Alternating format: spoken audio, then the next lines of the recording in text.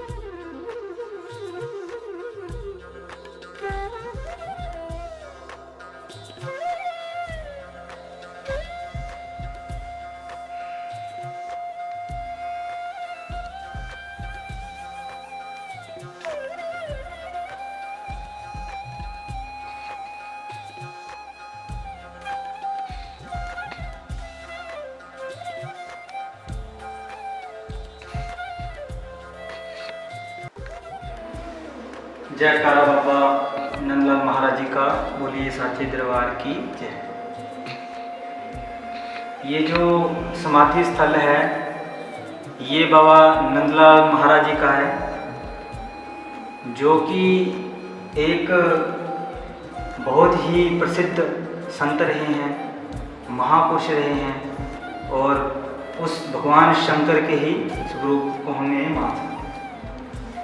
तो यह जो स्थान है, इस स्थान को बने हुए काफ़ी समय हो गया, यानी 150 साल के करीब करीब हम इसको मान सकते हैं। तो यह समाधि स्थल जो है, महाराज जी ने जो अंतिम समय में अपनी समाधि, अपना शरीर, अपना चोला जो छोड़ा था, तो वो इसी स्थान पर छोड़ा था। तो यह जो मंदिर है प्राचीन मंदिर है और बहुत सी संगत जो है यहाँ पे भक्त आते हैं, जो महाराज की कृपा से उनकी मनोकामनाएं पूर्ण होती हैं और अपनी अपनी मनोकामना के अनुसार वो यहाँ पे श्रद्धा से अपना नतमस्तक कर जाते हैं। बाबा नंदलाल जी के दरबार में, इस गांव में, इस इलाके में जो संत महापुरुष हैं, जो उस भगवान के परम स्वरूप को जानते हैं, वो इनको एक शेर के नाम के बुलाते हैं।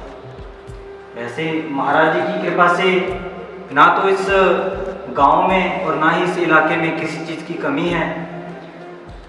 संगत जो है वो अपनी इच्छा अनुसार वो स्थान पर आती है। तो काफ़ी समय पहले की बात है कि महाराज जो है, जो ये स्थान है, ये पहले जंगल हुआ करता था। तो काफ़ी समय पहले की बात है कि महाराज जी यहाँ पर आए और उन्होंने इस स्थान पर तपस्या की और जो इस गांव के लोग थे उनके कष्ट दूर किए। तो इतना समय होने के बावजूद भी क्या था कि महाराज कभी भी उन्होंने इस गांव में अपने स्वरूप को, अपने जो अदृश्य रूप को कभी भी नहीं बदलाया। तो महाराज हर संगत की मनोकामना पूर्ण करते थे। तो ना ही इस गांव में किसी को यह पता था कि महाराज जी का क्या नाम है। एक समय बात है कि महाराज जी अपने जंगल में बैठे हुए तपस्या कर रहे थे इसी स्थान पर। तो एक माँ ने अपने पुत्र को कहा कि उस पुत्र का नाम था नंदू।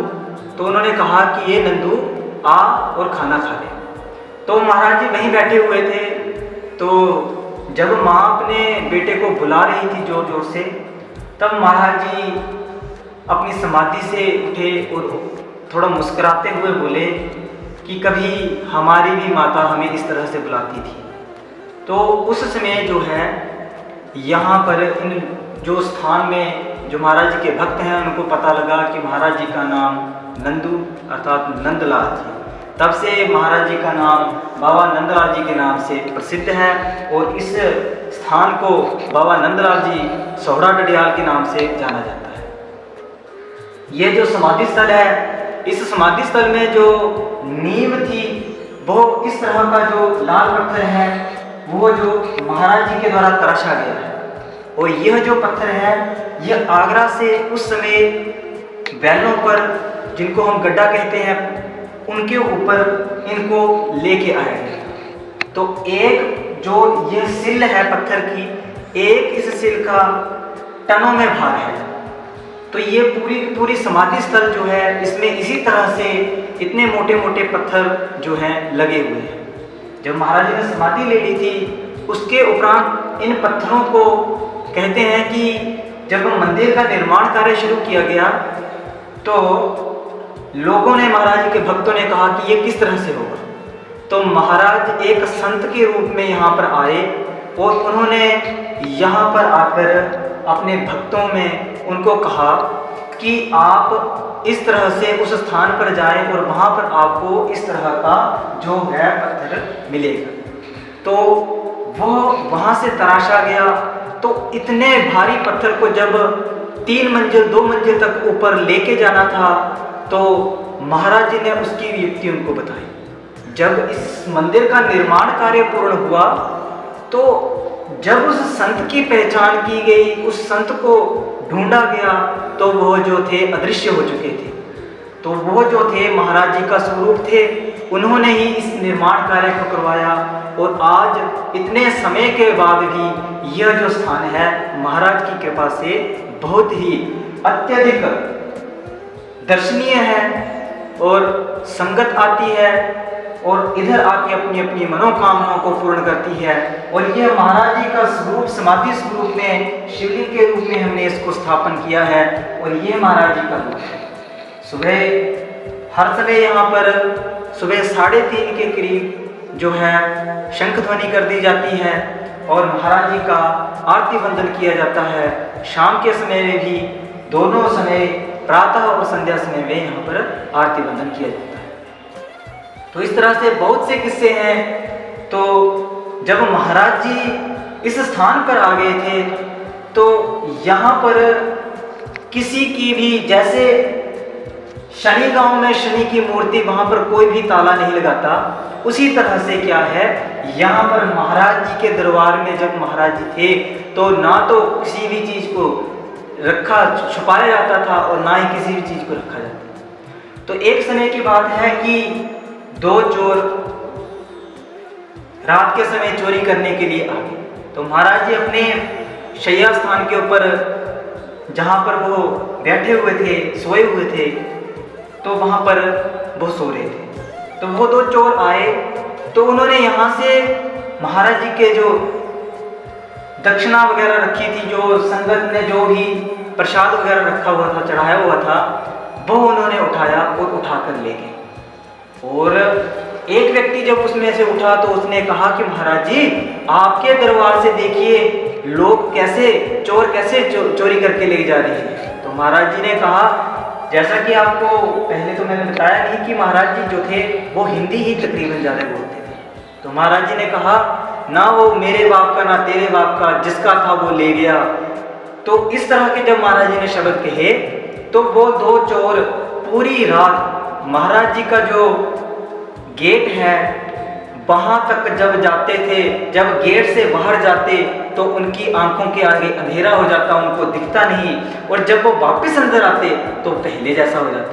पूरी रात वो इसी तरह से करते रहे, और जब सुबह प्रातः समय हुआ तो वो दो चोर आकर उन्होंने महाराज जी के चरणों में उस प्रसाद को जो उन्होंने चुराया था रख दिया और नतमस्तक होकर प्रणाम किया कि महाराज हमसे भूल हो गई। तब भी महाराज जी ने उनको क्षमा किया और उनको अच्छी तरह से ज्ञान दिया। तो इस तरह से महाराज जी दयालु और अच्छी तरह से संगत के ऊपर कृपा करने वाले थे। तो बहुत सी ऐसी कहानियां प्राचीन समय की कहानियां हैं। तो ये जो तीर्थ स्थान है वो अत्यंत प्राचीन है, और इस तीर्थ स्थान की देखरेख के लिए कमेटी प्रबंधक जो कार्य करते हैं, और उसमें भी जो अनेक तरह से जो कर्मचारी रखे हुए हैं। यहाँ पर लंगर की व्यवस्था है, हर समय लंगर चलता है, सुबह से शाम रात तक लंगर चलता है, और महाराज जी को सबसे पहले भोग लगाया जाता है किसी भी चीज का जो कार्य।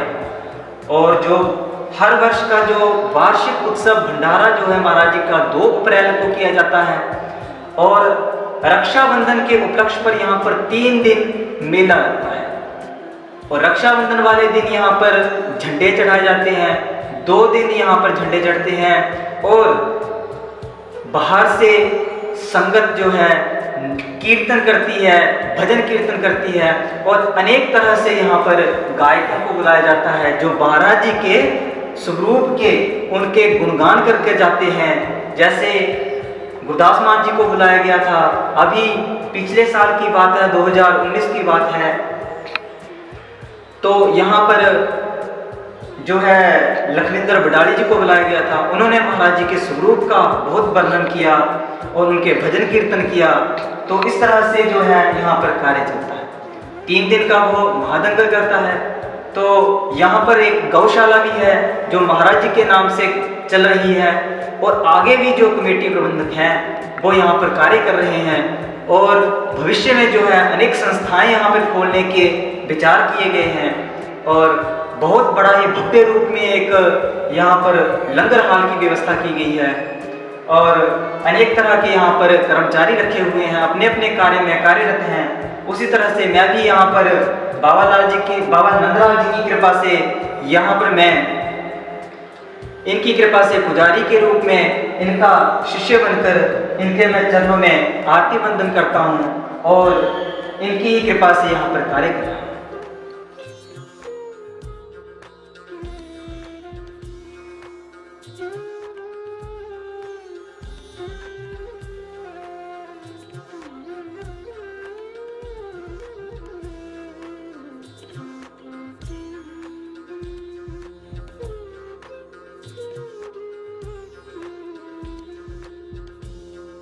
महाराज जी का गुफा है। तो इस गुफा में बैठ के महाराज जी ने तपस्या की थी, और आज भी जो इस स्वरूप को इस गुफा के लोग दर्शन करते हैं, और आरती बंदन में जो है इनका जो आरती बंधन किया जाता है और महाराज जी की कृपा और उनका आशीर्वाद प्राप्त किया जाता है।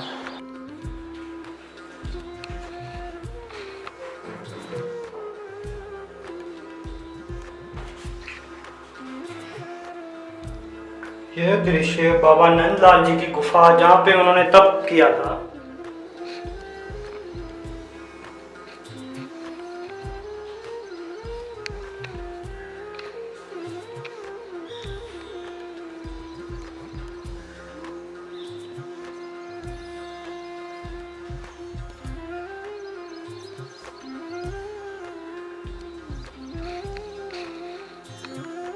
ये जो धुना है बाबा जी का, जब से बाबा जी ने इस स्थान पर चरण रखे हैं तब से ये जो धुना है अखंड रूप से चल रहा है। और आज महाराज जी को समाधि दिए हुए भी 120 साल से ऊपर समय हो रहा है, तो तब भी ये जो धुना है ये अखंड रूप में इसी तरह से चल रहा है। और यही जो संगत के लिए प्रसाद के रूप में और मनोकामना की पूर्ति के लिए इसकी ही विभूति का प्रयोग किया जाता है।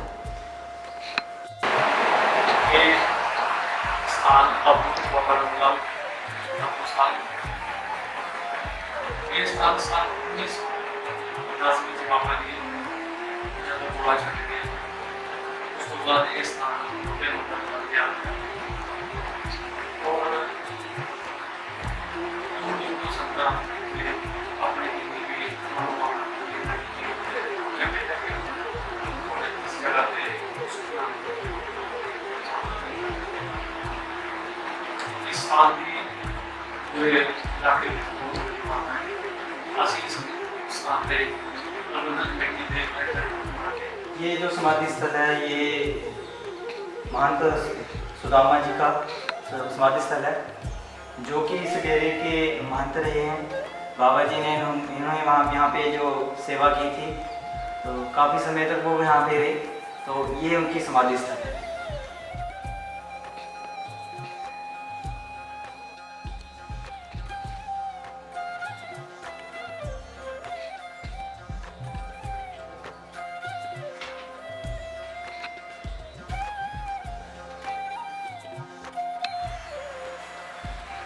ये जो लंगर हाल है, जिस तरह से मैंने आपको कहा है कि यहाँ पर लंगर की व्यवस्था चलती रहती है, तो आज के समय में आपको पता है कि कोविड-19 की वजह से जो है हर तरफ मंदिर और लंगर की व्यवस्था जो है बंद कर दी गई है। तो यहाँ पर भी उसी तरह से हमने जो लंगर की व्यवस्था है वो बंद रखी है। कर्मचारियों के लिए ही सिर्फ लंगर की व्यवस्था है।